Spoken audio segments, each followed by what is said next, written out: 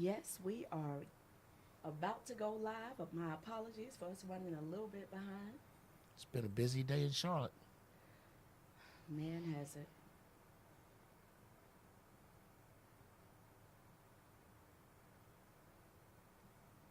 As I'm rocking my I Am That Black Chick t shirt today.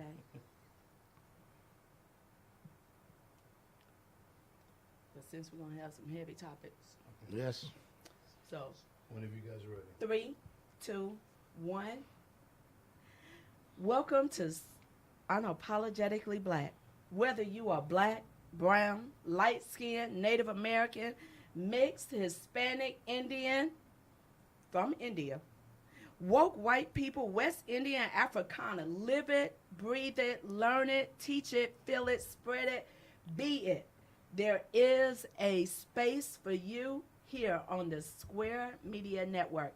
I am LaWana Mayfield, and I am your host of Unapologetically Black, and I am so honored and proud to have and when I say I mean it, Robert Dawkins joining us this evening. Hello, Mr. Dawkins. Hey, LaWana. I said we toast to this event like they do on TV, this Kool-Aid. You had your pinky up, too.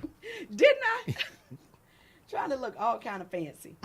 So today we have a couple of topics to talk about. So first of all, I want to thank all of you that are tuning in. This is our second show, but you have some really great information to share with us, specifically around the 2020 census that black folks need to be paying attention about. Definitely. So I was privileged, and as you know, Laura McCletty, who's been a leader in the Charlotte community for many years, and also been a partnership specialist with the census for 3 or so more censuses, is the one that's in charge of making sure that the census goes well as far as reaching out to partnerships and jobs. So I had the honor of her sending me down to Orlando to take part in the African American Summit. How long ago was that? That was just like last week, It was right? just last week. And I got to meet wonderful people from all over the South, because this region starts in North Carolina and goes all the way down to Mississippi and Alabama. Okay. And the whole purpose was how, as African Americans that work in grassroots, nonprofits, government, all of those, how are we going to make sure that our people get counted? And why is it important for us to even be counted in the census? Because a lot of people don't think that they should fill out that paperwork. Definitely. So what we do know, $675 billion comes to different programs that affect our community a lot, are spread out based on how well people do as far as counting their population in the census. What we do know is it's not as bad as in the days of Mary and Joseph, and they had to travel, all the way to get counted. You can get counted in your area, but the census is going to need a lot of help because there's a lot of apathy and there's a lot of people that don't understand about the census. When I got down there, we found out North Carolina gets $16 billion. $16 billion from our last census count. From our last census. And for Okay. people that don't get it, we're looking at things like Medicaid, SNAP, highway planning and construction. So for all the people that like to call me because of that part-time job that I have, Yes. about the congestion in the roads. Oh, yes. Okay. Section 8 vouchers, WIC, Medicaid, community migrant, homeless and public housing, LEHEAP money. What is LEHEAP? That is low-income home energy assistance. Did y'all know that there was funding for low-income home energy assistance? SCHIP, the state's children's health insurance program. When you add all of those up, things that impact our community directly, We're talking about $589 billion worth of money. And we know for a fact that $16 billion of that went to North Carolina. We know for every one person that's counted, that's $1,000 in programmatic money. So for every person that they can't come back and say they're worried about upward mobility. Exactly. They're worried about the roads. They're worried about Medicaid running Or out. not even worried, they just demanding for it to be fixed. And we're saying utilizing what dollars? Because you don't want us to raise taxes. You don't want, I don't know how we're supposed to pay for it. Well, here is how we pay for it, by being a part of the census. Definitely. And what we also know is people are more apt to go and get counted and work if the people that are doing the work look like the people in the neighborhoods, Right. and talk like the people in the neighborhoods. So Laura Ms. McClady has a major push right now. What they need is to hire people, and people need jobs in our neighborhood. So the census is hiring. The census is hiring, Do and you they're know what the hiring pay right now. scale is? So the pay starts at, I want to say it's $12 an hour. Okay, that's more than the minimum wage because North Yeah. Carolina state minimum wage is only $7.25. Well, I'm going to tell you, one of the main people there at the conference was a lady, older lady, really loved her, Miss Marilyn. And I pushed back and said, Miss Marilyn, we fight for $15 an hour. And what Miss Marilyn explained to me is most of the jobs, the ones that's going to be out and better.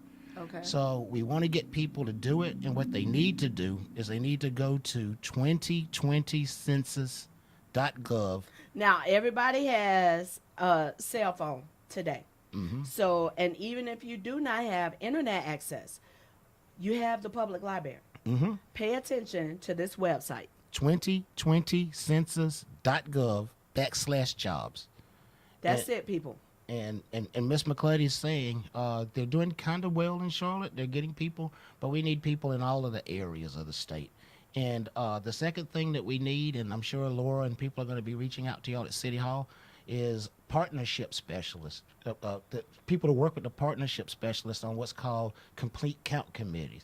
And give us some information. What's a complete count? So if you're a church, then you can form a committee to help make sure your people get counted in your congregation. If you're a churches, nonprofit. And those of you that are watching that attend church, whether you attend, Easter, Christmas, holidays, or whether you attend every Sunday or even every Wednesday or occasionally, here's an opportunity to get our church community actively involved. And African Americans in our neighborhood. If Miss Marilyn made the example of how she met a guy that would have been a gang member in the neighborhood, and he said, I'm not into this census stuff. Why is it important? And she started telling him about how much money, and he's like, my grandma received those services. I'm going to tell you what, everybody that wear blue getting ready to come see you today, and you're going to explain to them. So they became a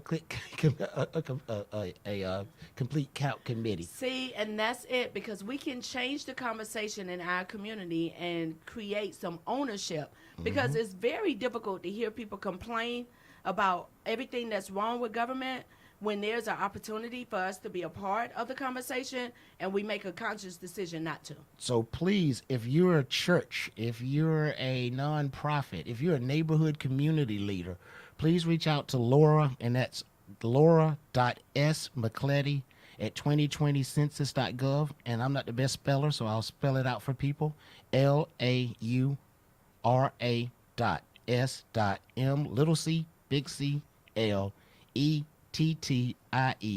at 2020census.gov for if you want to help the census, you want to help get this money, this $589 billion, make sure it's in our committee. Please don't go and see LaWana next year saying that you're concerned about a upward mobility study from 2012 if you're not trying to get people counted in 2020 to make sure that upward mobility in Charlotte changes. So what should we be concerned about? So, there's always going to be something, and for the census, it's not partisan.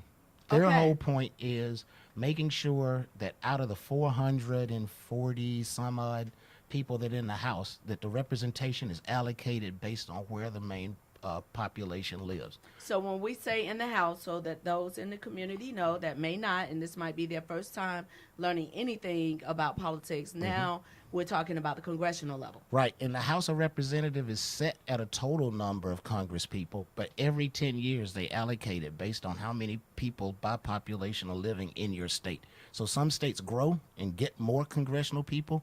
Some people lose congressional people. North Carolina should have gotten a congressional seat last year, Really? but last census, we were 1,600 people short because people didn't go out and get counted. Let's think about that for a minute. Let's think about when CIAA comes to town. Let's think of all of the parties that happened during, let's look at recently, the All-Star. So we hosted the All-Star.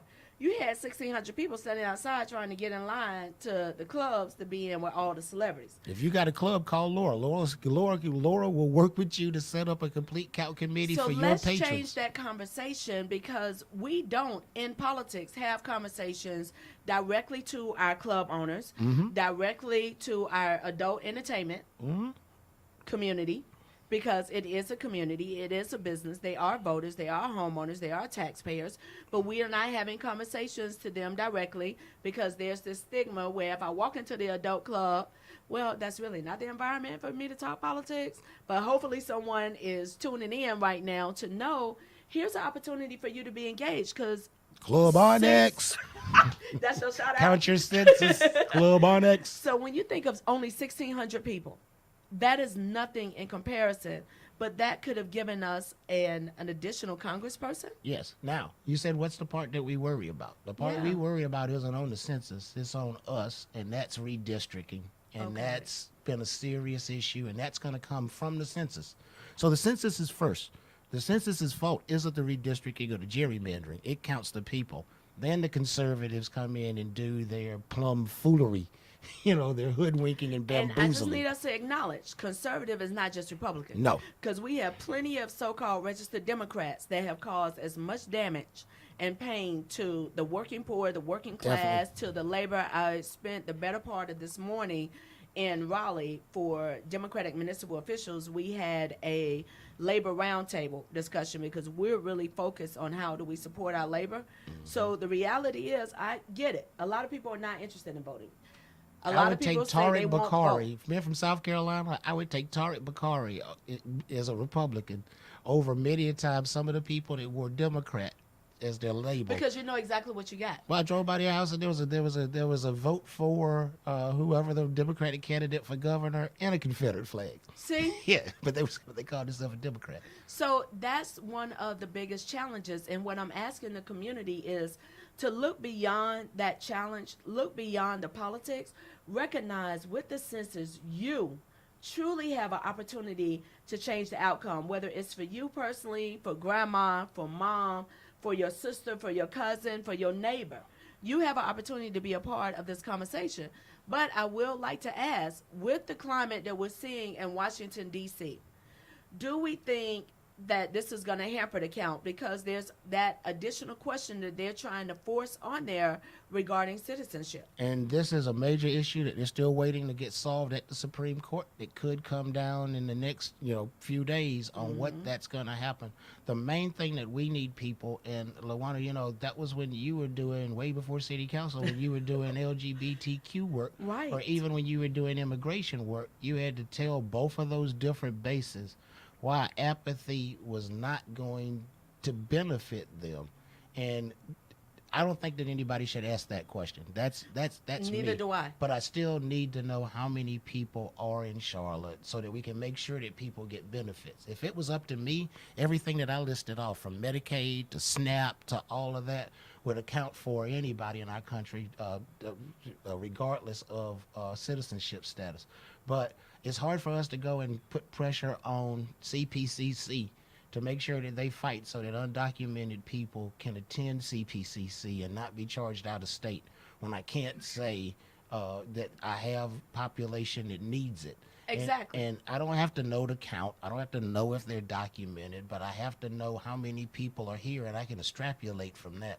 But somebody's got to be out to get rid of that fear and tell people to get counted. And that's in the Latinx community. That's in the black people tell me, I don't want to register for the census. I don't want to register to vote because I don't want to serve on jury duty. And then every time that a white officer shoots somebody that's black and they get away with it, they say that damn jury was set. Okay, it was set because you y'all had wouldn't a go choice. serve You on had it. an option Yeah. to be a part of, and that is one of our biggest challenges as a community, as a working poor, as a chronically poor community, is we've allowed others to create the narrative. Yes. And we've allowed that narrative to create fear.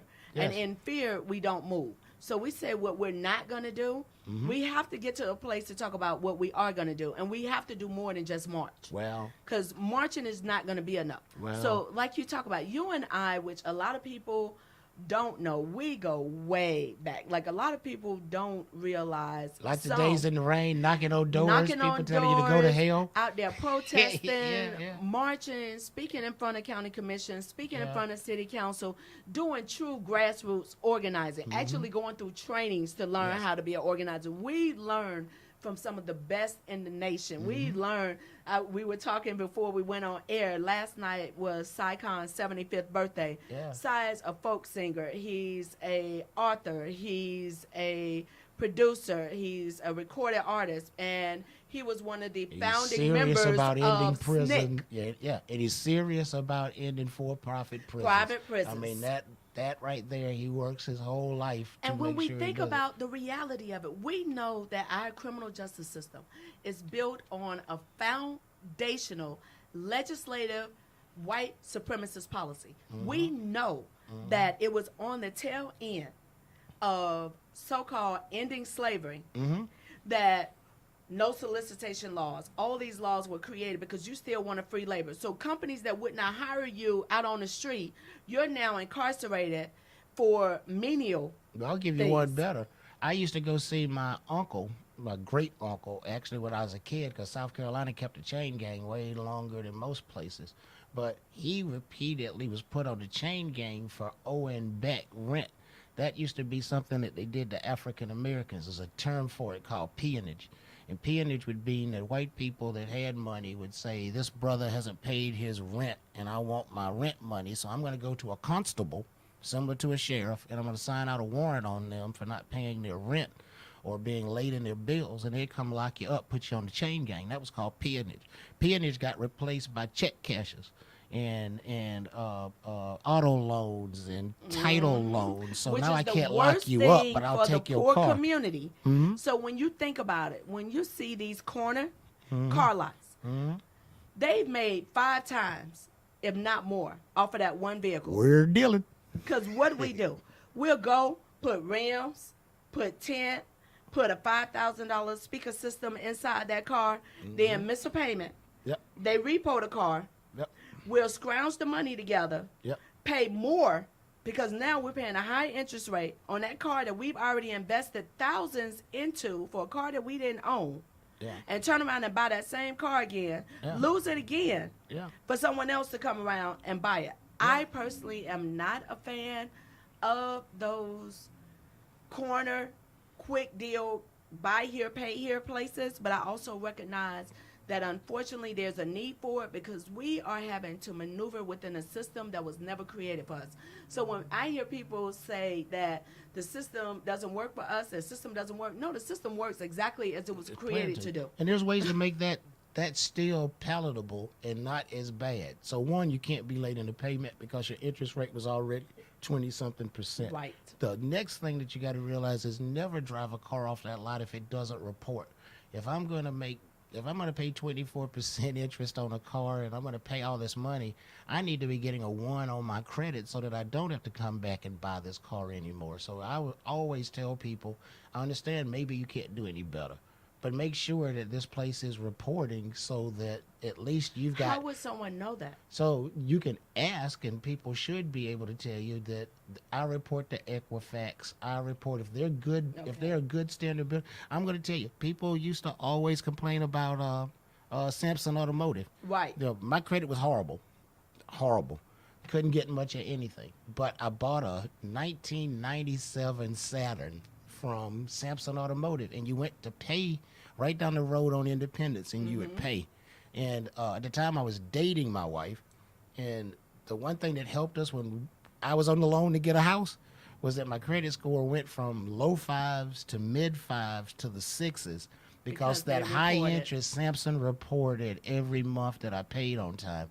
Same thing with the jewelry store. Don't go just buy jewelry to buy jewelry. Buy jewelry if you need to build some credit. And don't go buy the donkey jewelry. Buy a nice little chain. Figure out how to do small things that's in your budget to build your credit. And a lot of people don't think about that. And we get victimized because people prey on us. Right. But people can only prey on you if you don't know. Then if you do know and do it, that's on you. Right, you made a But- conscious decision. Yeah. But there's a lot of people out there who may be tuning in and who will tune in when this plays later that didn't know even Yes. these simple suggestions that you made. Because the reality is we've all hit hard times. Oh, yeah. I mean, hell, I had to go through a bankruptcy. Now, on the other side of that bankruptcy, my credit score is 7 and some change. Thank God when I did a refi on my house before this new property evaluation had came through, we got a 3.75 Rich on white our people. interest rate. Bankruptcy was made to bail out rich white That's people. all it was. And the moment Yeah. working class people, the moment black people, if you pay attention to everything, even first, the moment black people can afford it, that's when all of a sudden it became a problem. Yeah. That doggone idiot in the White House, and yes, I said idiot, in the White House with a third grade. Oh, he's been bankrupt 5, 6, 7 times. He used the system religiously. Every 4 years, he filed bankruptcy. Every business that he had, they tell me he's such a successful businessman. No, he filed bankruptcy before anything was completed, so those workers did not get paid. All that work that was put on there, like, he's such a great businessman. No, the moment working class people, the moment black people started utilizing the bankruptcy system for what it said on paper it was there for, that's when the bankruptcy laws started changing. But that's the same thing that I hear from the more conservative, super racist white people. Well, black people use welfare and They use love to say food that. stamps. Well, white people are the majority on it. I tell you, shit. My grandparents didn't get no reparations, welfare reparations. If I got to sit at home, if I got to give up all my benefits to go to work to make $8 an hour, but I can get the money without working $8 an hour, It's a why would setup. I give that up? I'm gonna take the The welfare. system is set up for you not to be successful, because the moment you start trying to educate yourself, the moment that you start trying to do better, then you make 25 cents more. Now I can't get All my of your benefits. services. Now I no longer have after school care. I Yep. no longer have Faded. access to preschool. I Yep. no longer have additional assistance to help feed my baby, to help feed me. The system, and we have a system that was created, again, if we recognize the foundation of white supremacy. Yes. And in this country where you have Native American for a reason, because they were the only natives, Yep. everyone else are Yeah. immigrants. So white people came up with this theory in America that's been just codified. You reward people for hard work. And hard work. And that's it doesn't such a lie. No, you reward people for working smart and knowing how to play the game. I can be the hardest worker. My great granddaddy was probably the hardest working slave picking cotton. He never made one damn dollar. I'm not going to go to McDonald's and work my Right. whole life and be the hardest working fry person at McDonald's and keep feed my family.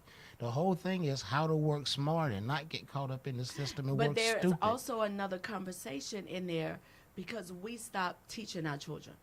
We, as a black community, as a poor community, we tell our children, educate yourselves to get out of this and escape, opposed to, I'm going to do everything I can to make sure you're successful so you can go to school. But Whether you know, you LaWana, start a that's business, another but I need hustle you to too. come back. But no, I need you yes. to come back and buy the house. Yeah. I need you, because what we don't talk about, we don't talk about with our children, the fact that this house that you growing up in, I've been renting your whole life. I didn't own it.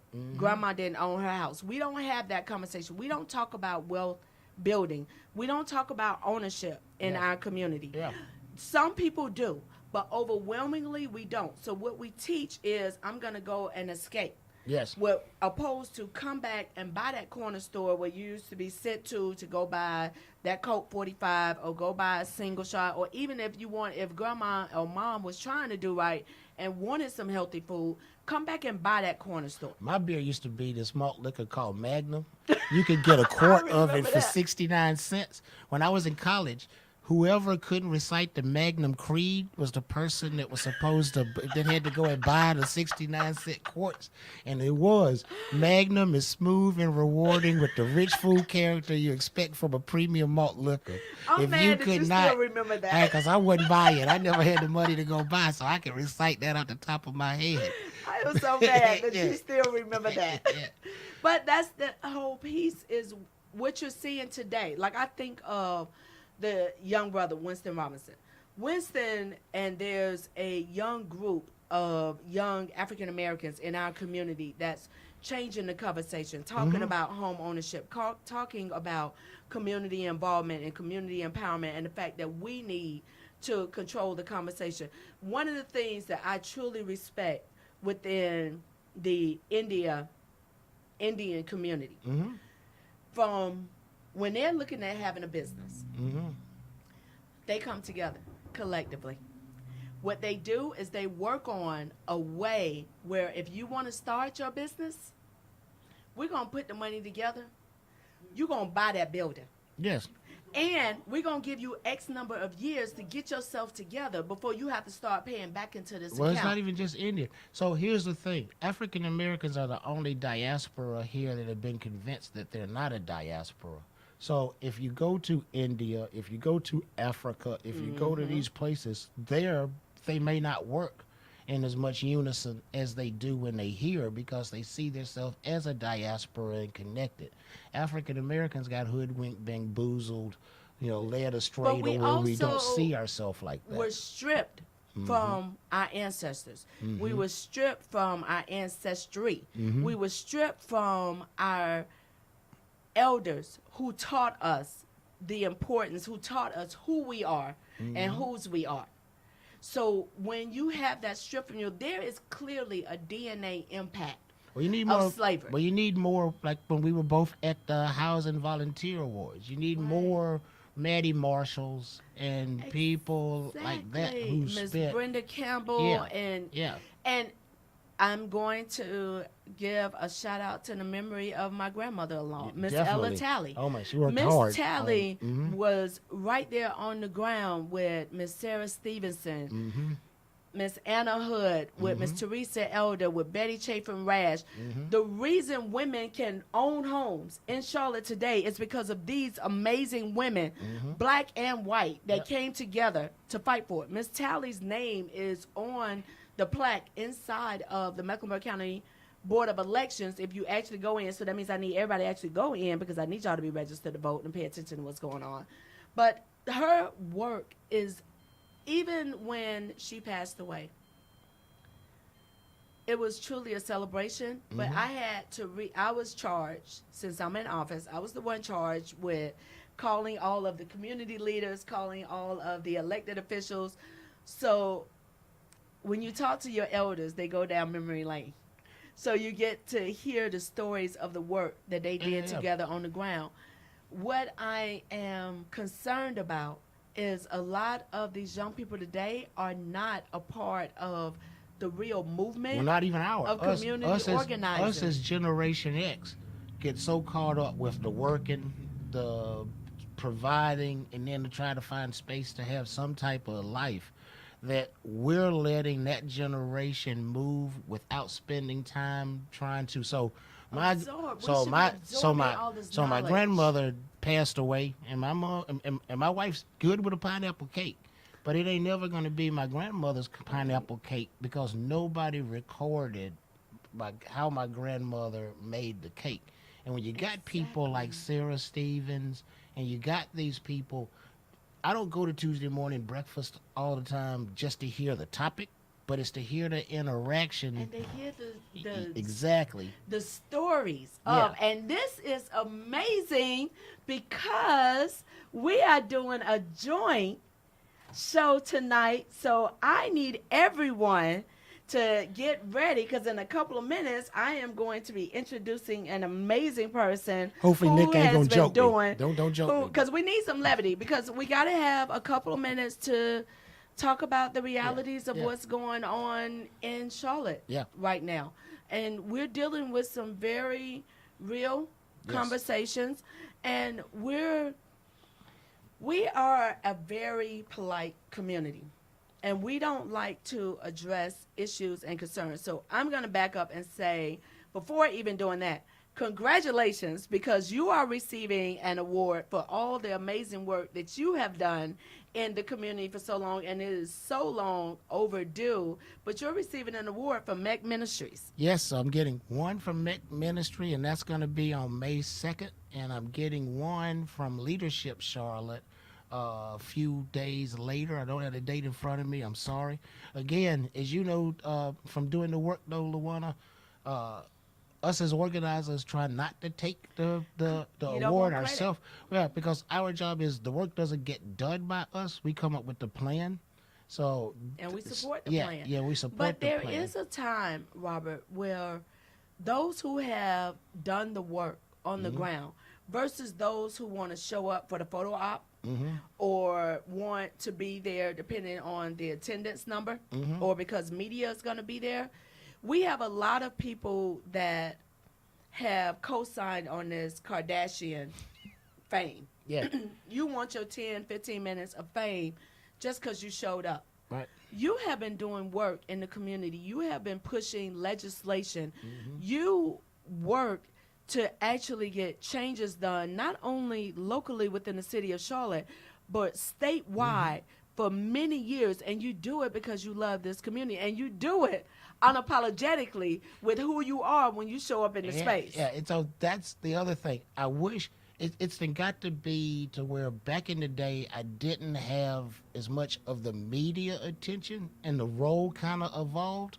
So I do be on TV, on the media a lot more, but now it's not, and again, I'm not trying to speak for people. It's usually on the process. So then people will say, well, we didn't see you before, but now you're always on TV. But they don't realize you've been doing this for more than 20 years. Yeah, but my point is, I'm not on TV to say city council ain't shit. I'm not on TV to say the governor ain't worth a damn, or you need to stand up for or you need to stand up for this. I'll be on TV for folks to say over these years of work, what is the process and what is the process improvement that you're looking for? And I'll gladly share that space with people. Right. But I think sometimes now people are like, oh, you're trying to capitalize. The media calls me, and I always add that part to it. Find somebody to be the spokesperson for what the city of Charlotte is feeling right now from this loss. If you want somebody to go in, because most of the activist community can't say, here's where we are, here's where we need to be, here's where we were in the past, and here's the change. I fit that role, but I don't go out to criticize. But you are right. I will call a MF a MF. As you should, because sometimes, look, the Bible says, speak to them in a language they can understand. Yeah. So sometimes you need to call it out for what it is. Now, I tend to this week, get in trouble with that when I do it. This week, people say that my tweets have been very critical on Mayor Lyles and City Council, but I've not said anything personally about Mayor Lyles or City Council. I've said, and sometimes maybe in a joking way because that's what people get, is that there's a definite problem between City Council and the mayor providing oversight and the staff following through. And that is what I'm saying. So I get calls. How dare you criticize the mayor? I love Va. So I didn't say nothing bad about Va. It's kind of interesting. I didn't say nothing bad about LaWana. I didn't say nothing bad about Braxton. I just really said there's an issue with y'all's Why do we government. have a challenge with accountability? Because at the end of the day, no one is supposed to co-sign on everything that somebody does. First of all, we're not trying to have a cult. I don't need nobody drinking no doggone Kool-Aid. No. And I'm damn sure not going to pull a gun out on you to make sure you drink it because I already know what's in it. We should be questioning. We should be challenging the status quo. There is a difference between political will and political ability. When I first ran for office, what I quickly learned is that even though, so I'm going to give a shout out to all the veterans out there. Thank you for your service. I personally have never served, and I respect all our veterans, but I also recognize that from everything I watched on television, we got to meet working with the military, it is on a need-to-know basis, and staff is who determines what we need to know. So there are a lot of conversations where we as elected officials are called to go out and support an idea or to make a statement when we don't have all the information. Yes. And then the community has more information than what we have. Yes. And then when we receive additional information and we attempt to rectify based on that information, then we're still vilified. So it is really a place where some days I'm damned if I do, damned if I don't. Yeah. But I also want people to hold us accountable, but hold us accountable for the right thing. Right, and there's always some people working in this space. It isn't all Robert. Robert may talk about police accountability. I'll talk some about affordable housing. But there's advocates that are well-trained and well-versed that spend our time in that sector that when we go to see the staff, we get diminished And sometimes that's the problem. So a lot of times we don't take stuff straight to city council because we know the day-to-day is run by staff. But so you take it to the staff, to the department head, and the department head poo-poos you. Robert, what you don't get is... And then we don't know that. Yeah, so because then you come and talk to us, and we find out about it, and then we try to push the issue. Yeah, or they go and try to corrupt it with city council before y'all get it. So when I walk in the room and I sit down, I'm talking to you, and we say we're trying to get this done, and they say, well, I've got to now prove to them that I'm worthy to talk to. Well, Robert, have you heard of what we've got to get is a Tiger grant? Yeah, and that Tiger grant's due on May 26th. You got the ability to get $5 million for, and you lay down all of the things that it's supposed to. And they're like, oh, well, you do understand it. Because well, we waste all of this time proving to them that we understand it. But there's a challenge when we talk about community impact and when community wants to come to the table to share information, how we treat community. There's a challenge with that. So I'm going to check in. Did we have any comments, any questions that have come in? Because I want you to reach out to us. The whole goal of these conversations is to not only educate us as a community to know that we actually have a lot more power than what we realize that we have, and we have a much stronger voice, but it's also to hear if you have questions and comments in order to be able to address them. So right now, as we're having this conversation, as we're getting ready to wrap up in the next couple of minutes, of which I definitely hope you can stick around and hang out with us. Oh, I'm hanging in here. There's going to be some jokes. Yeah, that's right. Because I figure I didn't know how today's conversation was going to go, honestly, because we had 2 releases that came out, but we also have a local homegrown comedian who, to me, is the epitome of that piece. You think about it. So a lot of people forget that Samuel Jackson was in his 50s when he really got his first chance. A lot of actors don't start when they're children, and a lot of comedians don't start when they're children. Well, hell, I see Nick on TV. He ain't just getting started. Exactly. He's been jokes. And that's the point. He's been doing it for so long. So I'm going to ask you to come on in. Look, you can't do both. Look, it's time for you to come on in and join us. You can't do both. I'm going to set this down. You know what happened? I be watching other people Facebook Live, and their phone be so nice. And I'm really going to need you to upgrade your phone, though. No, nobody else don't say that because my kids, okay, it went off. That's good. They didn't. Okay. And say that. Don't say that about my phone. I know this is like the Galaxy first one.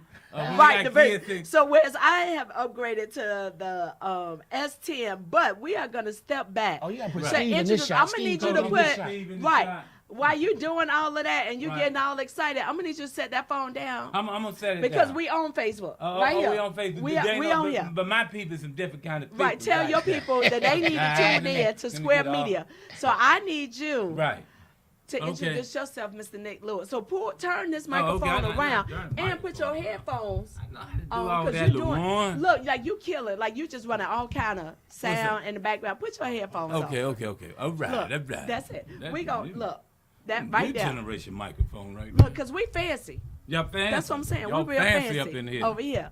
So, Mr. Nick Lewis, thank you for joining. So, first of all, I am going to publicly apologize because you have been doing this a long time. So scoot up a little bit and point the mic to you. Yep. And every time you have been bringing me apart, inviting me almost every time that you have a local shot. Okay. Right, because we need you in here. Every time you have a local event, move that back. I'm at a community meeting. I'm at a community event. I have a company. Y'all just some demanding people. So to make up for that, and not only to make up for it, but to support the fact that you are doing amazing things, thank you for accepting my invitation. Robert, while you over here, slide over a little bit. Yeah. Robert, slide down. Let me get some room in there. So y'all can see everybody. Right. So, and the thing is, with you saying that, LaWana, and, you know, every time you ran in office, I've been out there endorsing you. Yes, I've been busting the feet, walking on the road for you, telling people to go vote for you. I appreciate and you didn't that. make it to one, not one. Not one. It was time I laid up in the bed and say, Nick, what is going on? What do she have against me? Yes, sir. Nick, what you think about if we make some shirts that say NAL? That ain't what you said. That ain't what you said. That ain't what you said. NWL. Niggas with LaWana. Man, How you think that? I told him we can't do that. It's not that, you know, For it's NWA. not that it's, you know, we can't do it. But that's a terrible idea. That's just because it's a terrible idea. How about Negroes with LaWana? It's still a terrible idea. Well, People damn. are like, they don't know if it's the one in the restaurant. They don't know if it's the one in the food. Exactly. Well, we have the captain of the terrible ideas. Right. That's I it. know I'm happy and excited to be here. Excited to be here. I'm so glad that you were Give able you to the join for our information. second show. Right. Right, because you have the Pure Comedy Lab. So All right. give us an update on what has been going on, because you are definitely on the come up. So what would you like the people to know? Well, okay, first of all, thank you for having me. I'm going to talk to you. Def Jam, BET Comic View, Bad Boys of Comedy. I did a couple of TV shows, movies. Been doing this for like over 25 years. We was doing it before everybody got to Charlotte. We go way back. Way back to parties that y'all don't even know about.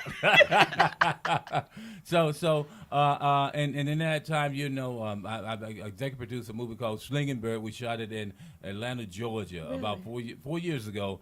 Slinging Bird starred Tyler Craig, a comedian. Shorty, what my name is. I remember. Yes. Who else was in that movie? Bo Peep was in that movie. And comedian Shorty. I wrote it, executive produced it, then took the movie and put it on tour. And then what happened? Now we was on tour. We was on like a 6-city tour, because why? There's a lot of people produce a movie. Why produce a movie that you can show to like 15 friends? So I built the tour. And the tour was called, check this out, LaWana.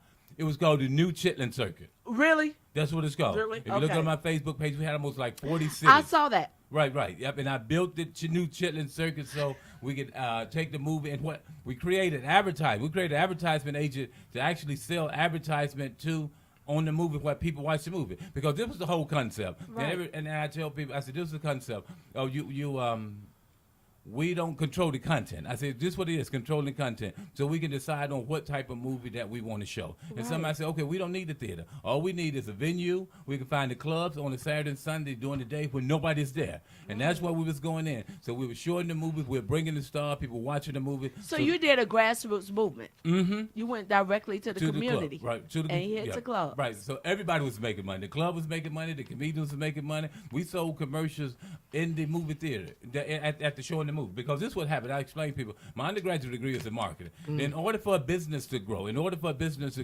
have to be able to advertise outside of their market. Right. If you in Charlotte, you can only grow as big as Charlotte. Right. If you can't grow in Jacksonville, Florida, you can't grow in Atlanta, you can't grow in Detroit. So what happened, I had venues in all these cities. So we had advertised. This was not what we said we're trying to do. We had a liquor company in Atlanta, black-owned liquor company that sold liquor, that was advertising in Charlotte. That was Really? advertising in Jacksonville. That's what starts and stunt black Because business. you from growth. utilize your relationships, your contacts to expand not only their brand, but to get your message out. Is to get the message out. And that's the way that you have to, black businesses grow, because they don't have the budget, that they don't even have to know how to say, how I'm going to go tell somebody in Jacksonville that we got a merchant bank in Charlotte. Right. But the thing, if you got a movie that's in 40 different cities, now everybody you can run that 30-second commercial just like it. Wow. That's a black hair product that produce hair.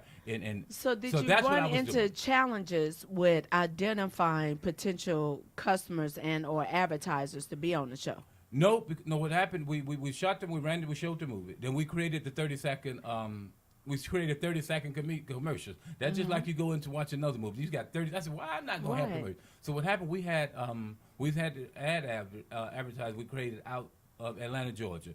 I can't think of her name. She's going to kill me. So she was selling the ads. She went on the tour with us, with the movies. Okay. But we had, first of all, we had a black business shocked that something like this exists. So I think we sold almost like 8 different ads. Wow. But we was just limited to what we was able to do. But the thing is, we was able to meet we met with some powerful people, and they said, okay, tell us what we did. So I had a conference call with Dallas, L.A., New York, Charlotte, names I can't drink. I can't think, can't say. And these guys were hundreds of millions. They said, tell us what you did. I said, I built a new world. Right. And they said, so this is what you're trying to say? No, this is not what I'm trying to do. This is what they said, wow. And it worked. So that thing is. So you didn't run into, because Go ahead. one of the biggest challenges that we hear about is all of the obstacles that we run into when we, as specifically black entrepreneurs, are thinking outside of the box and trying to do Right. something different. The one thing that I hear consistently is all of the obstacles.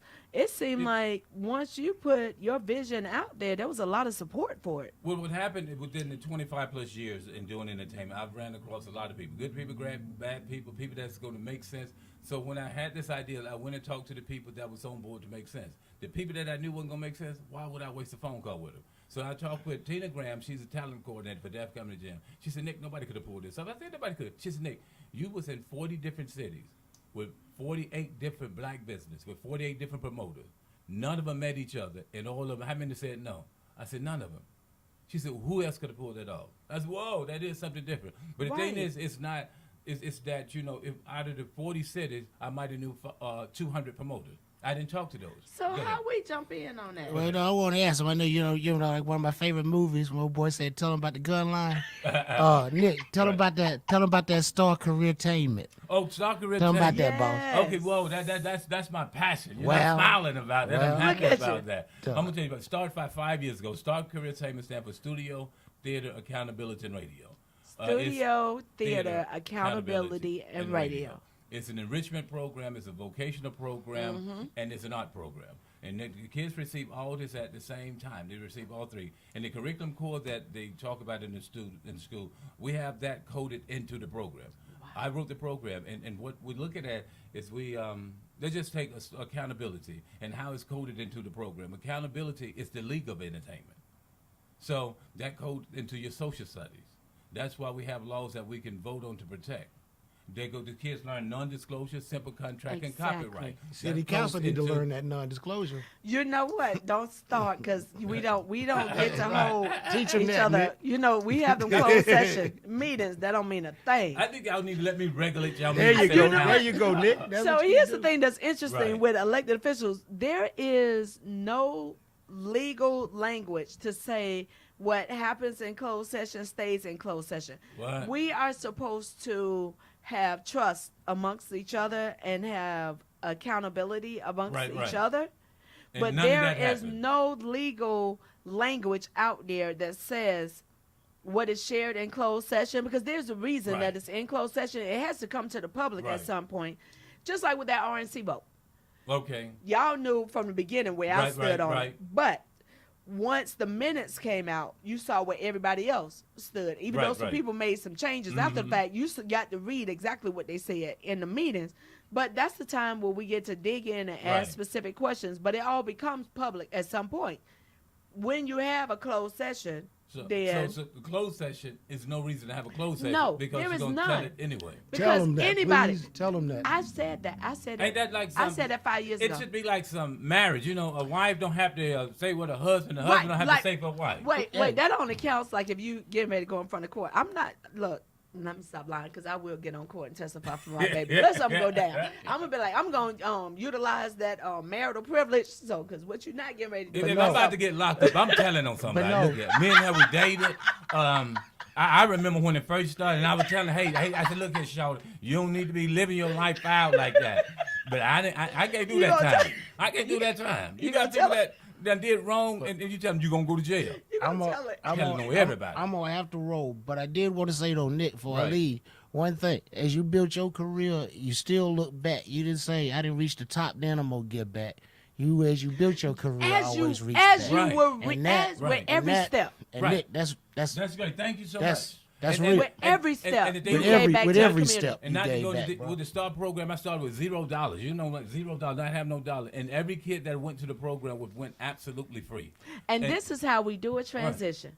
Because Right. we is going to transition. Right. Yeah, I just said that. We getting ready Peace to out. transition off because right now, Nick, it's all about you. Because I need us to understand this about me. story. Right. I need us to understand Right. Thank how you. Nice meeting you. you gave back from the very beginning. Right. It wasn't that, oh, when I make it, this is Right. what I'm going to do. You were out there working with kids, and not just kids, Right. adults, Adults, young right, right, adults, right. and Adults, for real adults. right. All on the West Boulevard corridor, trying to West help Boulevard. people realize that they can do something better with their life. Right, and how the program launched, you know, for 25 years plus I had been doing comedy. I would constantly run into parents like, okay, my son want to get into radio. My son want to get into television. What I do? And I realized If you got a child you love, and you got a child right now, and you listen and watching the show, if they say they want to get in radio, what do? You can't take them to the radio station. So that opportunity didn't exist in our community. Right. You can't take them to the theater. So what happened, you have someone that show up at like the airport, such and such hotel, Right. and they'll have this talent scout, and they would prey on people of color and people of economic value. Because of love, these people spend thousands and thousands Yes. of dollars and get absolutely nothing. So I said, it's something I can do. I said, you know what I'm going to do? I'm going to write this program. I'm going to just give it to people, and it's free. I'm going to just let them know this stuff is free. And the thing is, we started off with the STAR program. I said, it's other stuff that kids can utilize. Right. Just, not just in front of the camera, but behind the camera. That's why it's called STAR Career. Because we got, like, behind the camera, you have hair, wardrobe, makeup, sounds, light, catering, legal. And what happened, we was able to bring all these different type of business in. We were able to bring William Wilson that designed $10,000 suits in. Wow. We was able to bring in chefs in. We was able to bring the brother from No Grease. Because you don't Right. think about Right. all of the additional work. All you Additional. think about is the actors, because Right. they're the ones that you see. But you don't pay attention that when the Yeah. credits start rolling, Right. you see all these different names It- from the production team and everyone Right. that was a part of making that film. And what was so crazy when you get there, we did it at West Charlotte High School. We did like almost 28 classes. I had a basic 4, then I ended up writing like about 28, 24 more classes. And to tell a kid that, if you love doing hair and being hairdresser, you know what? Sometimes they make more money than the actor. They're like, whoa. Really? Yeah. I don't have that talent, but that's good to know. So I need young people, Right. parents, I need y'all to pay attention. Yeah. Sometimes the stylists make more than the actual actors. hairdressers. You got like Oprah Winfrey, like kind of style, hairstylists that just fly around, jet flying to do hair. You got wardrobe. You got all these different jobs, and we were letting kids know the different part of it. And that's how it translated over into the politics. Because I went to Central Piedmont Southern Labor Council. Yes. And I met with someone, and I had 5 minutes to sell it. In the first minute, 2 minutes, they wasn't listening. Really? And I said, I don't need y'all. I said that everybody started listening. Oh, you said you don't need The us. moment Okay. you tell somebody that. And all the heads at the table, pop, pop, pop, pop, pop. I said, this is what you have. You have an organization that has career. We talk to kids about having a career, not having a job. You look at your organization, the age of your organization is not reaching these kids. I have something that you can bring directly. We can't push that agenda, but we can show them what they can do to have a career. And I got a unanimous yes. See? But it's Right. still the fact that you're bringing a passion Right. to it. You're bringing experience Right. to the table because it was already mentioned, and it's true. Right. Others could not have done this. Right. So this was all part of your path, and you still made a conscious decision that you want to make an impact for these kids because Right. our kids are out here dying in the street. It's dying in the street, and a lot of prayers and God would bringing it. And we got some incredible people on the staff. When I tell people about it, like, okay, cool. We had the kids that was at Reed Park Elementary doing the radio drop. At one point, we had the chance to be on J. Anthony Brown's. He's going to get a national What's a radio show. drop for the Radio people? drop is when you saying, okay, I want you to listen to LaWana show. This is LaWana City Council podcast. When you hear that little snippet, and these kids at Reed Park were doing radio drop for J. Anthony Brown when he was getting ready to do a syndicated radio show. So this is the type of stuff we are partnering with different places like 105.3 where they was going in, and the kids actually produce radio. So they got to actually learn how and produce their own show. They learn how to produce their own radio commercial. They produce their own television commercial. And this what's happening. We give this is in a 4.5 hour period. Really? You give me kids in 4.5 hours. And you giving them access to all of this training and access to leaders in the field. Right. Well, we got the 4 base class. That's the STAR class, Studio Theater Accountability Radio. Once you get that set the groundwork. We had the students at West Charlotte High School. They was able to produce their own spoken word DVD and put on a show for the DVD, create the commercial to tell the parents to come and see the DVD, and own the DVD because they understand what non-disclosure, copyright, and all that is. Look, I have adults out there that don't understand Right. non-disclosure and copyright. Yeah, and usually I talk about this for hours, but you're just giving kids an opportunity. Our motto is kids have dreams. We can give them opportunities and resources. See, And that... It just was fun. When you look at the staff, I got people on my staff got their doctorate degree in curriculum that have taught college for 42 years. People that manage $7 million a grant. I got a board of directors. No, I have a board. So what's the size of your... So here's another question. Do you have youth on your board? Well, we don't have youth on the board. We have Yet. I'm gonna say that I don't put the yet out there. We don't have youth on the board, but we have some of the students that have been in the program and say, I want to come back and work and teach with this program. See, And but that is an impact. Right. So, have you by any chance been able to track how many students you've been able to connect through the programs and tracking where they are today? I'm gonna tell you the level that we have with the program. Okay. We have a pre and post test. We Really? Yeah. We know what we're doing. If you go to the Right. website, we give the kids, okay, this is what you need. If you don't understand it, don't worry about it. Just answer the question.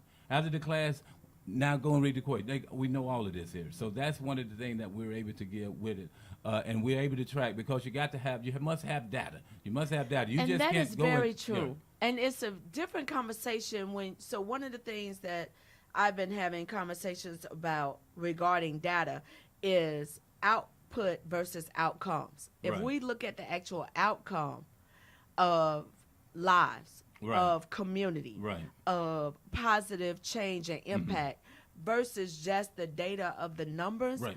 that is such a very different conversation. We was at J.H. Gunn Elementary School. We had a student there. We're doing it fourth grade. And our thing, and we had one student. All the students get up and say their name and something about them that they know. One student was actually crying. Then the instructor like, well, she always cries. She really shy. I said, no. We know what we're doing. That's no shy. Within an hour, that same student, this is somebody in the fourth grade, she was ready to teach the class 1 hour. with 1 hour. So help me understand, because what we see in our schools is a challenge where they don't know how to teach our children, so they want to write them off. So why were you able to see something different than what they were telling you? Because it's a way of coding the program. We're not writing. Everything is coded. Every minute of the program, every 5 minutes means something. Every 6 minutes, every 50 minutes, this is what this means. Coding the program. And when we get the kids to go up there, and the kid, like everybody want to be a star. Okay, then one kid go up there and they say their name. Then they become the director. And what happened, that groundbreak, they break the ground of, them being, uncomfortable to talk. Every kid had been in front of the class. And one of the things, not to get into detail, where a lot of, where they're teaching the kids, or teaching them how to learn, teaching them how to learn. We teach them how to react. See, that is a very different, because we teach to memorize React. today.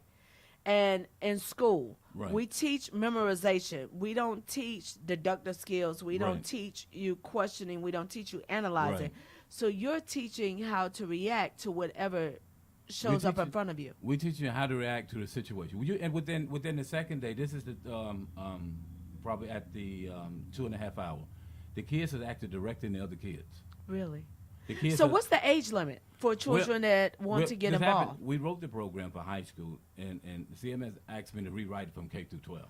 Really? So they said, So are you in the process of doing that we now, or it's already been done? wrote it. We already wrote. It was wrote So 4 years parents, ago. I hope y'all are paying It- attention. It was wrote 4 years ago, but this is me. But I just can't write a program. I told the staff we have to make sure that the program works. Right. I said, look, we have to make sure that it works. We have to do the pilot program. We Right. won one pilot program And the in the state data of test. Alabama, and the data test. And the thing is, we have a special curriculum specialist. Regardless of what I write, it still has to go through the curriculum specialist. Right. We have the staff. We have a board of directors. There's things that I can't just approve, even though I can come up with the craziness. Right. That's what have it coded. That's no different from a audition for a movie than a job interview. Really? The thing Okay. is, you sit in there, and the thing is about building confidence. It's about how you want in to come in to get that role. This is what you have. Now, how you want to come in? You want to get this part in this role? You got to come in with confidence. Okay. Do y'all think you have confidence? No. Now the kids want to compete with the other kids. They want to have confidence, so they leave and come back in. Do you think? Yeah, we think you got confidence. Now tell us why we should give you this role in this movie. Now think about a job interview. Right. It's about how you walk in that room. The first time how you walk in the room. Now tell us why we Exactly. should give you this job. That's what they're coding. They don't realize that until later. But I could talk about this program for hours. And the thing is, this is a great thing. We're getting ready to do hire. It's one thing to have the program in Charlotte. Right. But we've had a school system from Georgia to reach out to bring the program, not just part Really? of the summer program, but after school. So CMS Curriculum. pay attention, because and Georgia, that's important. And Georgia West is- Virginia. Georgia and West Virginia. And West Virginia. So I need CMS to pay attention. I'm going to tell you the battle. I'm not going to get in the battle with this. Is in CMS school. It wasn't easy. It wasn't easy. Not to get in that. It was. I'm gonna say it wasn't easy. It was many days. I'm like, I said, but the kids. So being able to stick with it and great people's around me.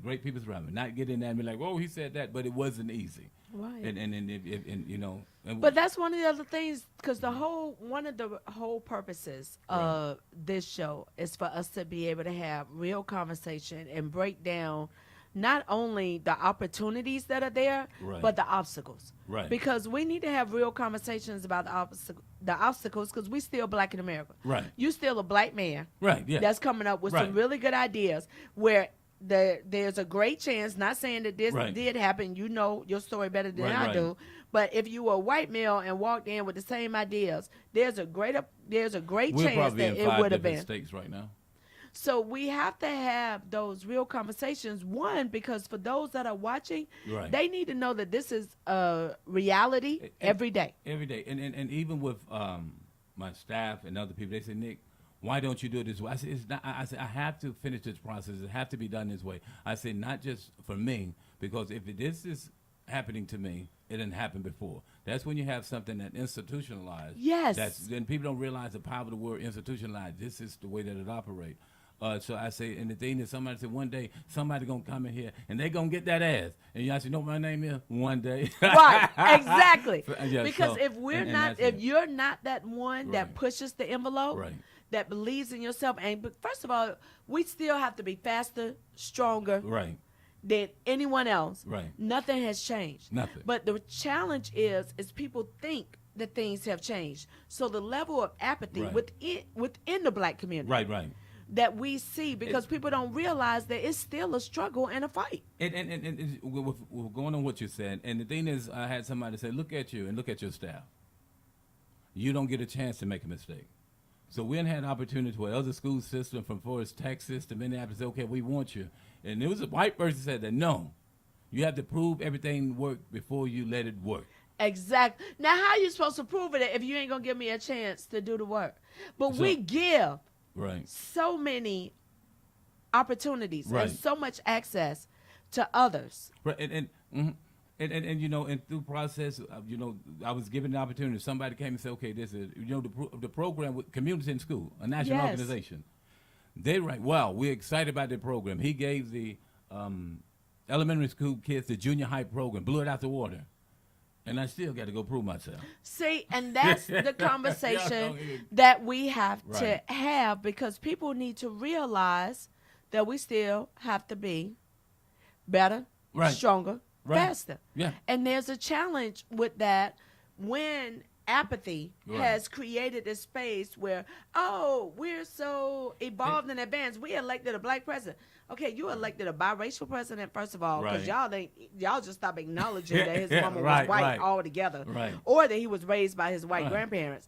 But we still, when you look at who has access and also who's the first one to go, if something were to happen, whether it's your fault or not, whether your white employee, because I'm not even going to get into that conversation where you can walk into a building where it's all white employees, not one black person, but you won't walk into hardly any black business that's all black. And we're saying that. Now this is us. Now this is us. You know, I'm telling about dealing, but now this is us. You, Nick Lewis, a comedian. How can you have a program in a school system? See? How can you know more than this? I had somebody say, well, this was so fun. And I do this on my show. If you've been to my show, and after my show, and I did my comedy, and people like, okay, that's all he can do to talk. I said, okay, I have a program that's part of the Charlotte-Mecklenburg School System, K through 12, that's getting ready to be in multiple states. I have people in my staff that have doctorate degrees in curriculum. I have people that manage it. I said, now, who else in here got that? And the room go quiet. Now I said, now back to what I said, not bragging. I said, but the thing is, imagine, I had people that said, well, you know, I got this degree and I got this degree. I said, but have you able to do this? I said, look here. Even at that, what have you done to give back? Because before you even got to all of that, you were giving back. You were showing up. You were on the corner with the kids trying to show them something different. You remember, and the thing is, I'm going around, the first time I was doing, I'm going around, hey, I got this fight. I want to do this program. Had no money, absolutely no money. So all them people that say, I can't get nothing done because I need money. If it's in your heart, then go to no money. Right. And I people like, no. Okay, people even laughed at me. We did one comedy show, walked out, people laughed at me. Whoa, Nick Lewis got to do a program. And one of my staff members said they would laugh. I said, I don't care. They hadn't seen the vision that God gave me. Exactly. Trust and know the process, that you knew exactly what your path And was some of going them to be. people came and asked for a job last year. See? And I said, no, you can't have one because you know your integrity to believe in something. You have the integrity. Because the other Right. thing is if you're going to have the right people, in Right. order for you to be You got successful, to. Go ahead. you have to have the people with the mindset around you that one believes in the vision Right. and believes in giving back. Right. Because if you only in it for self, Right. that ain't going to do nobody no good. You might get a little bit of shine, Right. a little spotlight, but that's not long lasting. But No, when no, you're doing it from the heart because you Right. care about Right. somebody other than you, when you recognize that there's a purpose and a call Right. on you, And that's a yeah, different conversation. And that's what it is. When I did this was because our kids in our community, kids that academic value, they need this. And somebody said, well, Nick, if this was somebody told me, well, Nick, if it's that big, then you're an underachiever. I said, no. I said, you're what? I said, remember How when they figure This that? is what I told you. I said, you remember when I told you I wasn't able to achieve none of this without God. I said, when God gave me the vision and God said, go do it, he didn't say it would do this. He just said, go do it. I moved because he said, not because of how much he said. Right. And I actually not go. They said, okay, I apologize. I said, don't apologize. Correct yourself. And there's a big difference. Right, right. But that's the other piece. That's why I said I wanted us to get into the conversation Right. to understand that we can be our biggest obstacle. Right, we can. Sometimes. Mhm. There's a DNA impact of slavery. There is a DNA impact of having everything snatched from you and being told. I started really thinking about this really about Go 2 ahead. years ago.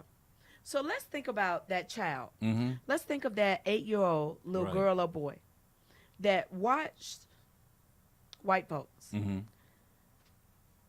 snatch up their father, their uncle, Right. their brother, hang them up, Right. shoot them, Mhm. keep shooting until they break the string, Mhm. then drag what's left of the body. Right. And during this time, because y'all have all congregated, you now are selling hot dogs and popcorn. Right. And you made this, that's where our definition of picnic come from. You made this your Sunday Right. fun day. Right. So why? Because they tried to teach other blacks how to read. So what's the impact of that 8-year-old little white boy Mhm. and that 8-year-old little black boy to see this? Right. So you just learn black folks can't work together because if you try to help each other, this is what can happen to you. And with that, and people like, okay, why is this? Okay, why does not happen? And a lot is coding of behavior. Yes. Is I tell people, and I said, I don't get in detail. It's coding of behavior.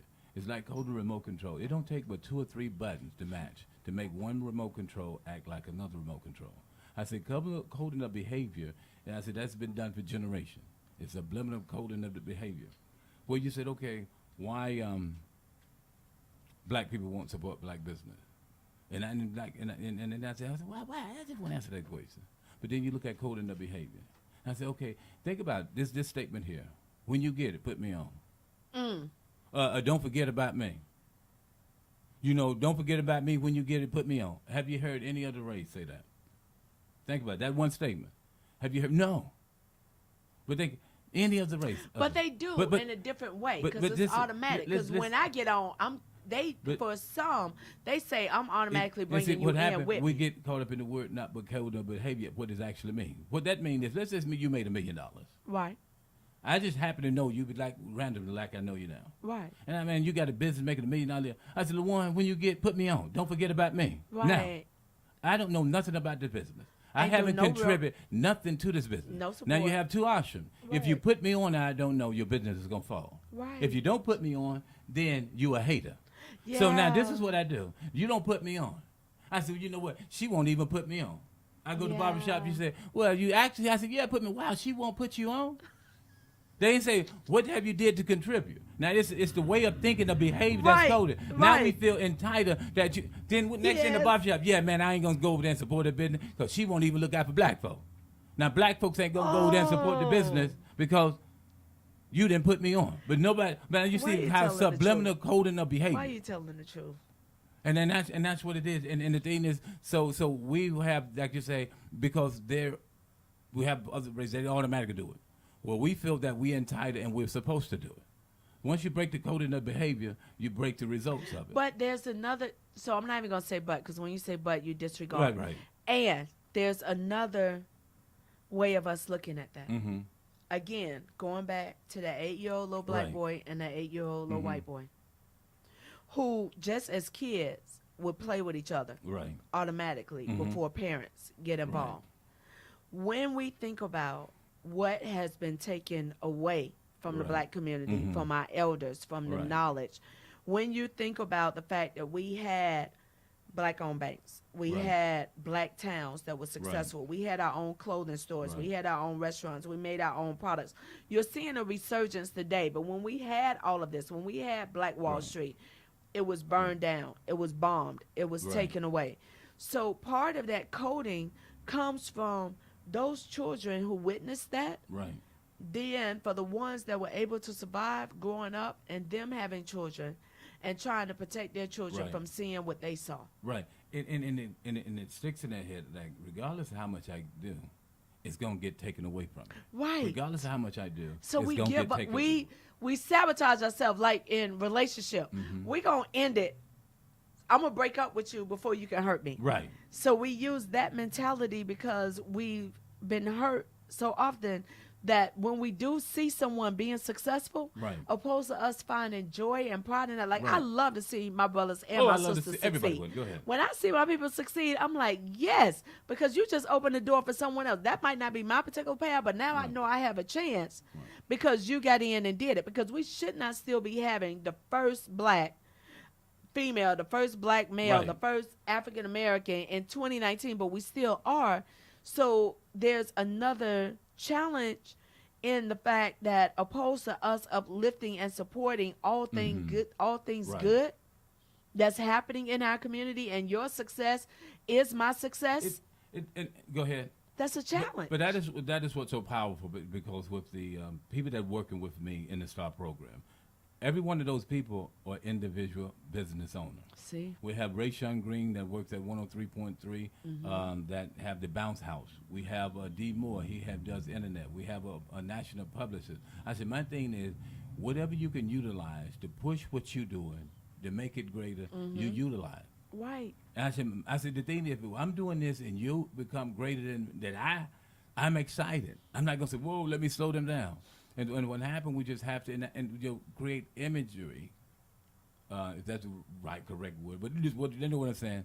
That kids. But it is that imagery kids because when we see can see ourselves, we change. The conversation changes. Right. Let's think back to even television. Right. Let's think back to the impact of A Different World and how many young people went and started doing research and or applied to HBCUs because they saw an image they had never seen before. Right. And the truth is, everybody in the world now got twin daughters, and one in pre-law and one in pre-med. So when they're freshmen getting ready, and they say, we want to go to HBCU, North Carolina Central, Winston-Salem State. And one of them said, Dad, I went and watched All the Different World. Wow, that is it. How can you watch that and not want to go and be a part of it? And then I'm wow. I said, you should that. I watched every. I said, yeah. I said, that's what it is. And like you say, the image. Yeah. Yeah. That when we see an image Right. that reflects us, because so many of the images, and this is a challenge within that Latino community, within the Asian, Indian community, like even their images, the image all across the world, what we have allowed to happen is that we created this image of white is right and perfection. So even when you look within the Latino community, Right. when you look within the Indian, Asian, Right. Pacific Islander, it's still the one with the blonde hair and the Right. fairest skin that you see Right. on television that's succeeding, or who has the access. That's the one who has married the wealthiest Right. man. Right. So we don't see the images of us Right. and dark skin. And not just that. And I noticed this. My undergraduate is in marketing, and I see coding. I see coding and behavior. That's what the entire program is, coding. But coding. about 2 years ago, I said, whoa. I said, nobody's noticing this.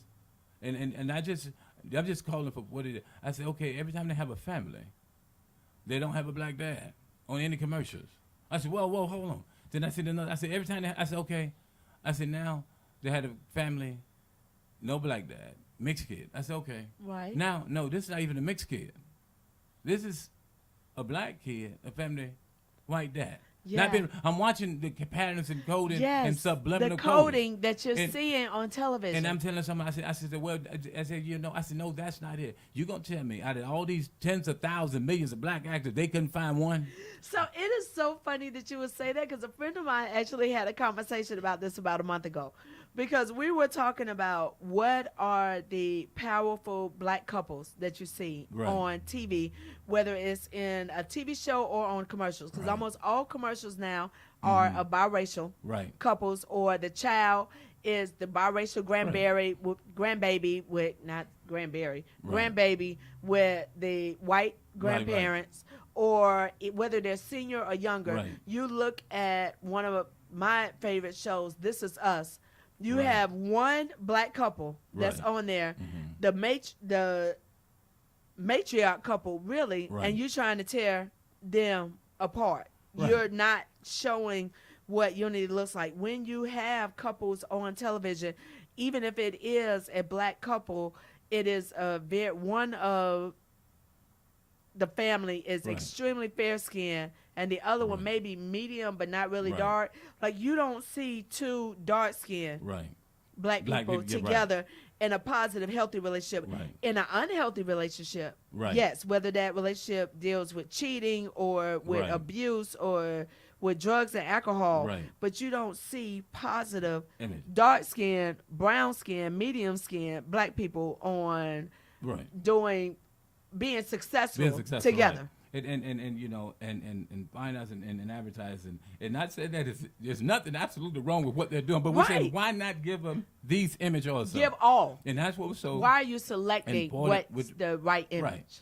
Give them these images. Why they can't just see an image of him? Okay, just he owned a business. Why it got to be an image that he can play basketball? Why it got to be that image? And the thing is, with working with kids and you talk with young people, that's the only image That's why they are so surprised. And when and we come in and we say, whoa, they fly you to create. We had a chef. I can't think of his name right now. They fly you to create menu. Whoa, I didn't know I could do that. Right. Why I could design clothes. Why I didn't know I can do that. And this is image of what you can do that they're not seeing. And it makes a difference. Like, even when I think about the opportunity that I have here.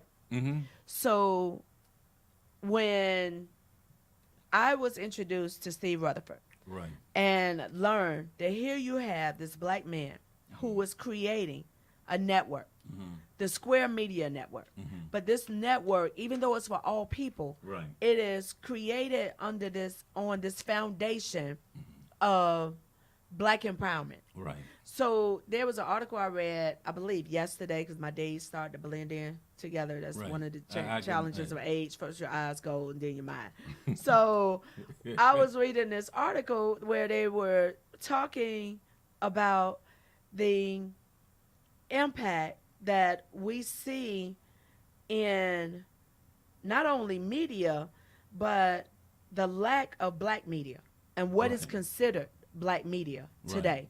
So for me to be a part of something at the ground floor, to have an opportunity to truly support a black-owned media network that speaks to the diversity of all the community, that is a game changer. Because think about it. We had a entertainment television station, but it focused specifically on entertainment, but you sold it. You ain't sell it to another black person. So what do we really own? So we have a magazine that's now media and does a lot of work. So I'll do a quick plug. Black Enterprise Entertainment is coming back for BE back in the Queen City. They're coming back to Charlotte, which is going to give a great opportunity for a lot of people. But you're seeing this resurgence of new black-owned businesses. So, like, I'm always trying to go out to new places to tweet about them, take a picture, talk about, hey, this new black-owned business. Like you said, when we get our young people and start changing that coding, when they see these pictures up, they realize that can be me. And then two things with the point that you just said. If you have these businesses and they don't have a way to advertise them, how will people know? Exactly. That's why you have to be able to control advertising. And this is what it is. You look at this point here, and growing up and saying, okay, you need to do for yourself. Black people need to help yourself out. Black people need to help themselves out. Black people do this. And this was so funny. And you have some situations when you start doing that, okay, now they just kind of be all black. They just trying to be, but the thing is, and this is what it is. I grew up in Alabama. I grew up in Montgomery, Alabama. Wow. I grew up with the people that marched with Dr. King and and they was my next door neighbor. That I lived in Rosa Parks Avenue. I grew up with these people, city councilmen that could show me the water hose in their body from when the hose were hitting them.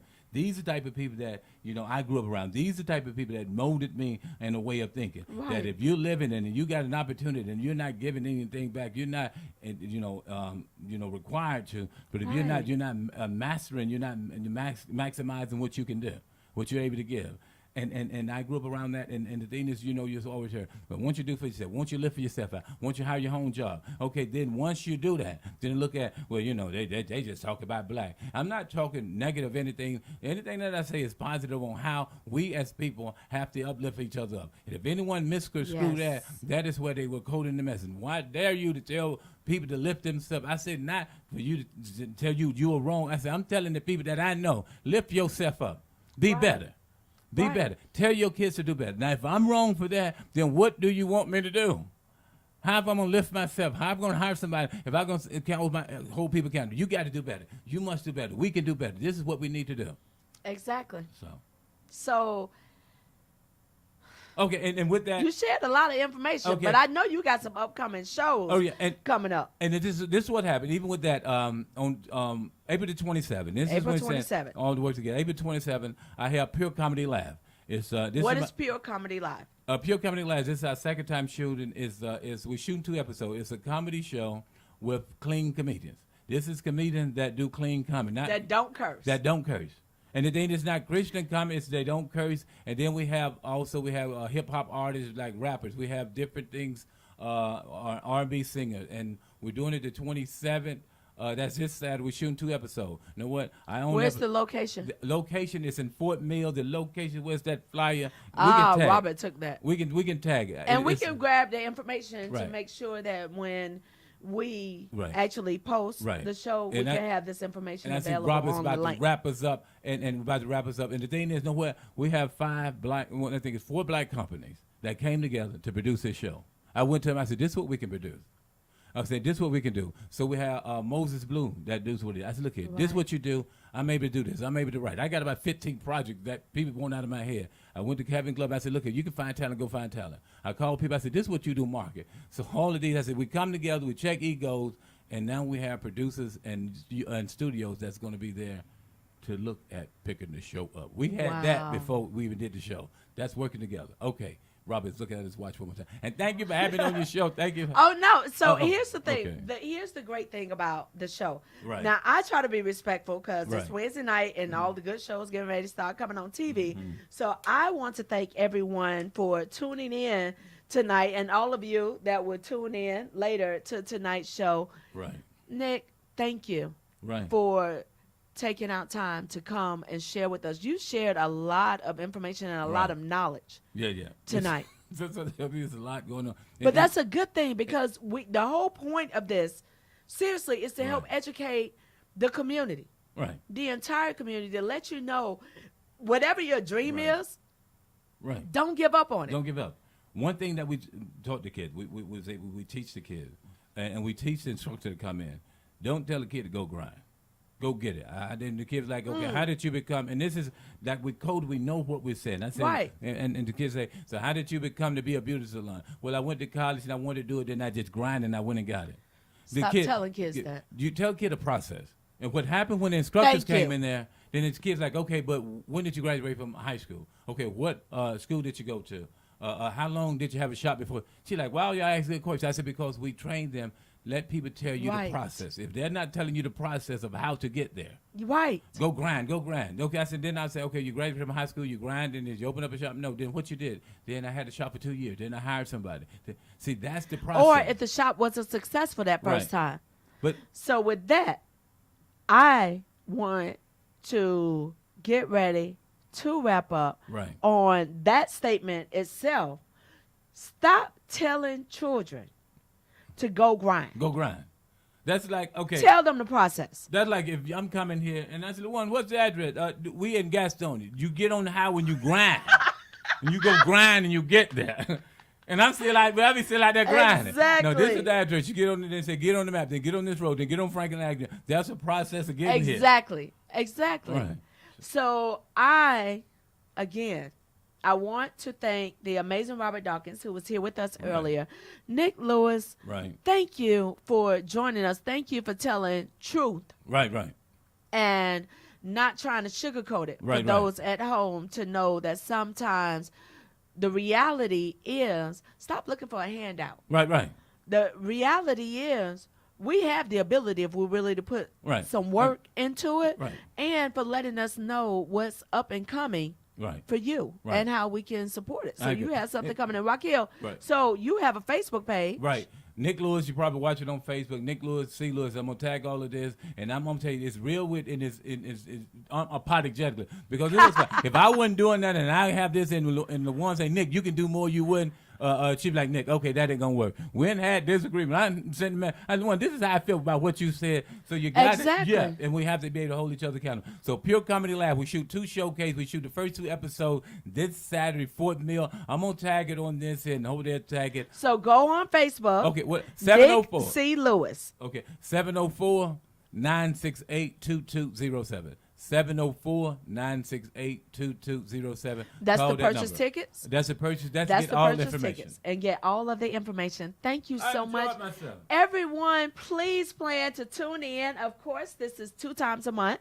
The 2nd and 4th Wednesday. Our next show is going to be on May the 8th, and we will have here Miss Kanika Drakeford, because Kanika has created Vicente Wines and has started from a grassroots level of having sipping paints and getting her word out. And yes, there is a wine that is named Unapologetic, so I am extremely proud of that.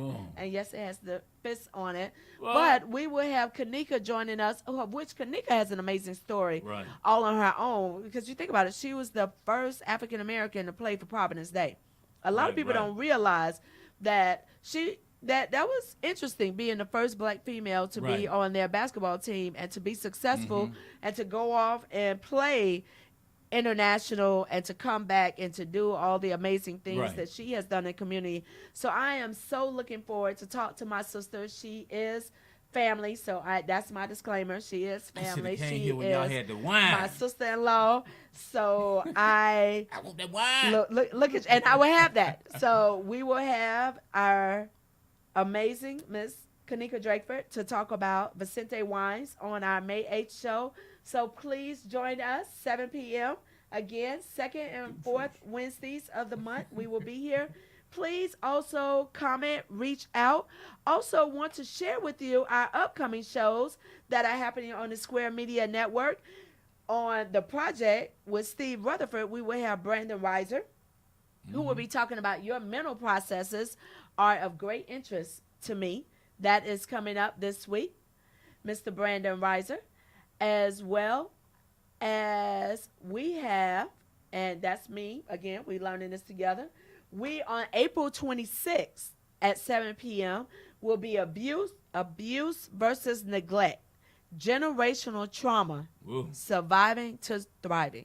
That's why I say this network, Square Media Network, SQAIR, not the other Square, Media Network. We have 3 current shows. The Project with Steve Rutherford, of course, my show, Unapologetically Black, and Do Lux, which is a podcast show with Lux Lisbon as well as Katie Lux. So, and Steve is actually in the process of right now, we have it out on social media, where he's getting ready to do some training classes for those that want to learn how to have a podcast show. And he's looking to grow the show. So tune in on YouTube to Square, SQAIR Media Network. Follow me on Facebook as well as Instagram and on YouTube at Unapologetically Black.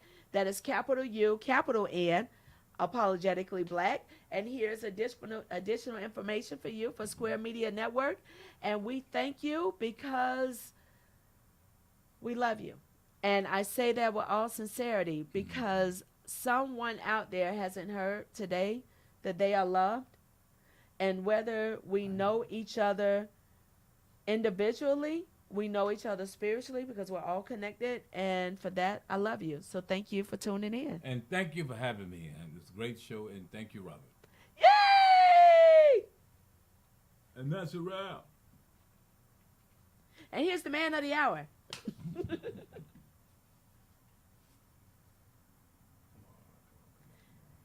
As we're signing down.